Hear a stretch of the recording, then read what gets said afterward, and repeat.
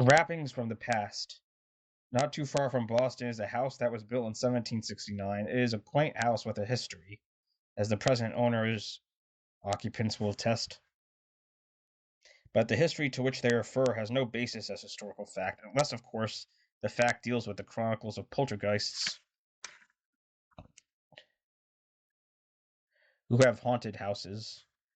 Shortly after the end of World War I, a family bought the old house from an estate which had permitted it to fall into a sad state of disrepair. The new owners restored the house and modernized it, added plumbing facilities and electricity. Then, when it was completely refurbished, they moved in, lived there less than a week, and moved out. The old house returned to weeds and remained boarded up, termed the spooky old house, and widely avoided by the neighboring residents, child and adult alike. The house remained deserted until the early 1930s, when the present owners acquired it at a county auction, where real property was being sold for delinquent taxes. The new owners fixed the house up, painted it from top to bottom, and moved in. And strange things began happening. Precisely at 11:59 each evening, the sound of rapping could be heard, coming from the direction of the attic. Upon investigation, no source could be found. As the husband, wife, and three young sons crept through the attic with flashlights guiding them, the rapping continued. It seemed to elude them no matter where they went. The police were called after a few days, and the officers investigating the complaint scratched their heads, unable to fathom the mystery. Before long, the people in the neighborhood began to poke fun at the children in the family, who, in self-defense, began to deny the existence of the weird noises. As the years rolled by, the family grew accustomed to the strange rappings, never mentioning them except to those trusted friends they knew who would keep the secret. But one family friend, a minister, was more than just a little intrigued.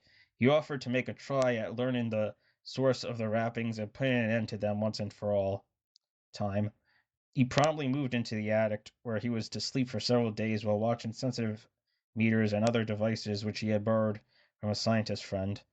Recordings were made of the sounds, and he called in several professors from a nearby university to assist him. Even so, no logical explanation for the rappings could be found. Completely baffled, the minister and his friends gave up. Then something new was tried. The minister, who had always prided himself on being a chronicler of the times, both past and present, and who was interested in genealogy, the science that traces family names and family trees, decided to trace the history of the house, beginning with the time it was built in 1969.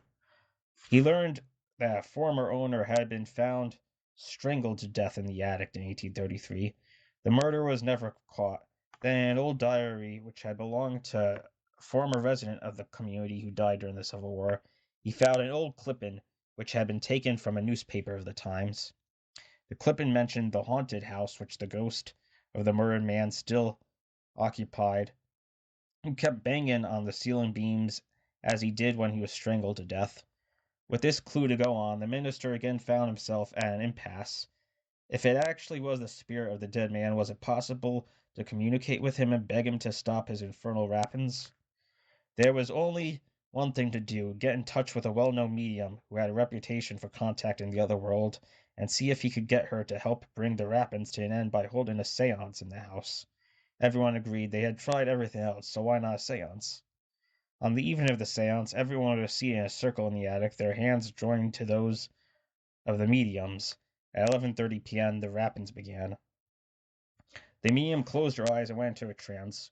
Her features were cast into the shadows by the light of the single candle.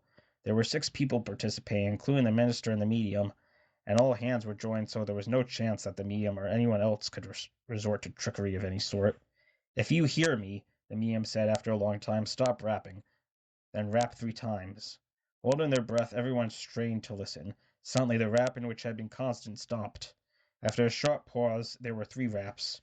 "Are you the spirit of the man who was murdered in this attic?" the medium asked in a strangely hollow-sounding tone.